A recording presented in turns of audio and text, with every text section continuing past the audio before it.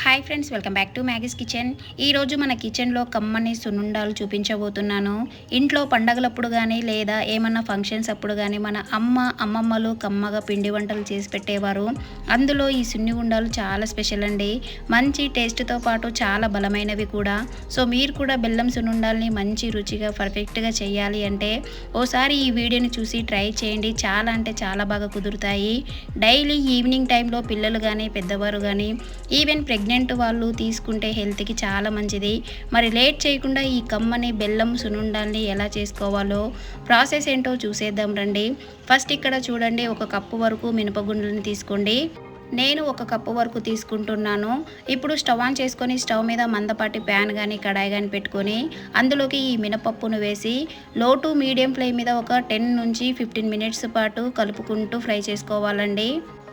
మనము ఈ పప్పుని ఎంత నిదానంగా వేయించుకుంటే మనకి సున్నుండాల టేస్ట్ అనేది అంత బాగా కుదురుతుందండి. పప్పు వేగేటప్పుడు కూడా మనకి మంచి స్మెల్ అనేది వస్తుంది. ఇలా నిదానంగా కలుపుకుంటూ ఒక 10-15 మినిట్స్ పాటు మంచి కలర్ వచ్చేంత వరకు ఫ్రై చేసుకోవాలి. ఇప్పుడు ఇలా బాగా ఫ్రై అయినాక ఇందులోకి ఒక 2 టేబుల్ స్పూన్ దాకా రైస్ను కూడా తీసుకొని ఫ్రై చేసుకోండి. ఇలా రైస్ వేయడం వల్ల మనకి సున్నుండాలు అనేది తినేటప్పుడు పంటికి అతుక్కోకుండా మంచి రుచిగా వస్తుందండి. యాక్చువల్గా ఇక్కడ నేను మొత్తం కూడా మినపప్పునే తీసుకున్నాను కదా. మీకు ఓకే అనుకుంటే అరకప్పు మినపప్పు అలాగే ఒక అరకప్పు వరకు పొట్టు మినపప్పుతో కూడా ట్రై చేయొచ్చండి. టేస్ట్ ఇంకా చాలా బాగా కుదురుతుంది. ఇక్కడ ఈ పప్పు మొత్తం ఇలా ప్లేట్లోకి వేసుకొని స్ప్రెడ్ చేసుకోవాలి. తొందరగా ఆరిపోతుంది మనకి. ఇలా పప్పు మొత్తం పూర్తిగా ఆరిపోయినాక ఇప్పుడు ఒక మిక్సీ గిన్నె తీసుకోవాలి. ఇక్కడ మిక్సీ గిన్నె కూడా వచ్చేసి చాలా చిన్న సైజు తీసుకోవాలండి, మరి పెద్ద సైజు మిక్సీ గిన్నె కాకుండా. ఇప్పుడు ఇంకా ఈ మినపప్పుని ఒకటేసారి వేసి గ్రైండ్ చేయకుండా ముందుగా సగం వేసి మూత పెట్టి మెత్తగా గ్రైండ్ చేసి తీసుకోవాలండి. మనం మొత్తం ఒకటేసారి వేసి గ్రైండ్ చేస్తే మనకి పప్పు అనేది అంత సాఫ్ట్గా గ్రైండ్ అవ్వదు. సో ఫస్ట్ ఇలా సగం వేసి మెత్తగా గ్రైండ్ చేసి తీసుకోవాలి. మనము ఈ పప్పుని ఎంత మెత్తగా గ్రైండ్ చేసినా కూడా కొంచెం బరకగానే ఉంటుందండి, అయినా పర్వాలేదు. ఇప్పుడు ఇలా గ్రైండ్ చేసుకున్న పొడిని ఒక ప్లేట్లోకి తీసుకోవాలి.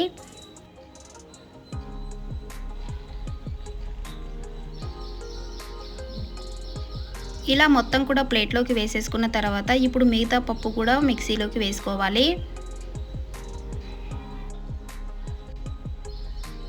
ఇప్పుడు ఇందులోకి మంచి ఫ్లేవర్ కోసం ఒక 7-8 దాకా యాలకులు కూడా వేసి దీనిని కూడా మెత్తగా గ్రైండ్ చేసి ప్లేట్లోకి తీసుకోండి. ఇప్పుడు చేతితోటి ఒకసారి ఇదంతా ఇలా కలుపుకోవాలి.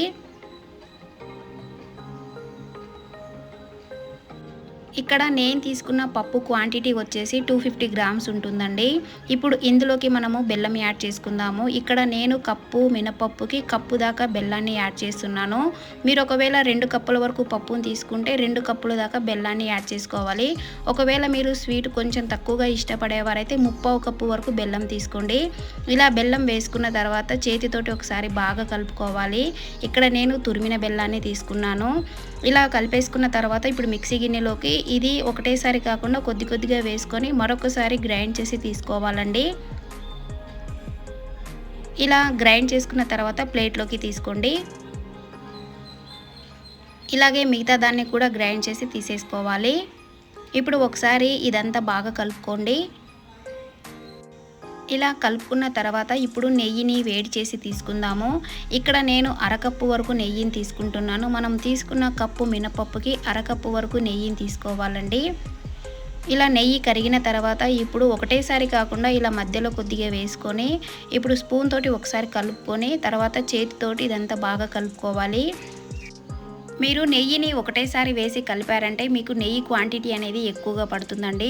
సో ఇలా కొద్ది కొద్దిగా పోసుకుంటూ లడ్డూల్ని చుడితే మీకు నెయ్యి కూడా తక్కువగానే పడుతుంది. ఇక్కడ వీడియోలో చూపించిన విధంగా మీకు ఎంత సైజు లడ్డూలు కావాలో అంత సైజు లడ్డూల్ని చుట్టుకోవాలి. ఇక్కడ చూశారు కదండి ఎంత పర్ఫెక్ట్గా వచ్చిందో. ఇక్కడ చూడండి, లాస్ట్లో నేను తీసుకున్న క్వాంటిటీకి నెయ్యి కూడా కరెక్ట్గా సరిపోయింది. మీరు ఈ లడ్డూలని చుట్టేటప్పుడు ఏమైనా క్రాక్స్ వస్తుందంటే మీకు నెయ్యి సరిపోనట్టండి.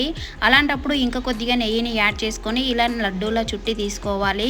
చూసారు కదండి, కమ్మని సున్నుండాల రెసిపీ రెడీ అయిపోయింది. మరి మీరు కూడా డెఫినెట్గా ఇలా ట్రై చేయండి. ట్రై చేసి టేస్ట్ చేశాక మీకు ఎలా కుదిరిందో నాతో షేర్ చేసుకోవడం అస్సలు మర్చిపోవద్దు. వీడియో నచ్చితే లైక్ చేయండి, మన ఛానల్ని సబ్స్క్రైబ్ చేసుకోండి. Thank you for watching.